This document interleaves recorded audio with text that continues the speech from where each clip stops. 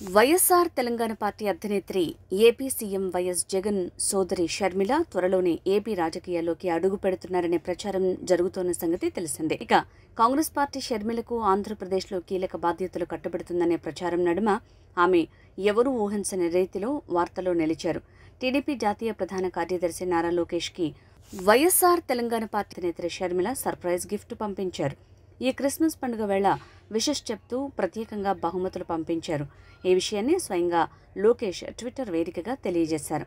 ఈ సందర్భంగా మొత్తం నారా కుటుంబం మీకు కృతజ్ఞతలు చెప్తోందన్నారు.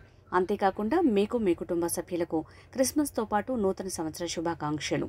ఈ కొత్త సంవత్సరం కూడా సంతోషకరంగా సాగిపోవాలని కోరుకుంటున్నామని ట్విట్టర్ ఖాతా ద్వారా తెలియజేశారు.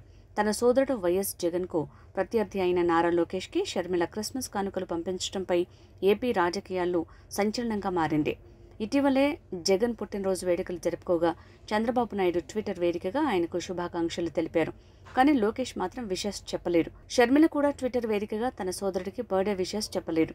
అయితే ఈ నేపథ్యంలో ప్రశాంత్ కిషోర్ హైదరాబాద్ నుంచి నారా లోకేష్తో కలిసి గన్నవరం విమానాశ్రయానికి చేరుకుని లోకేష్తో కారులోనే చంద్రబాబు నివాసానికి చేరుకున్నారు. అక్కడ చంద్రబాబు, లోకేష్, ప్రశాంత్ కిషోర్ దాదాపుగా 3 గంటల పాటు సమావేశం నిర్వహించారు.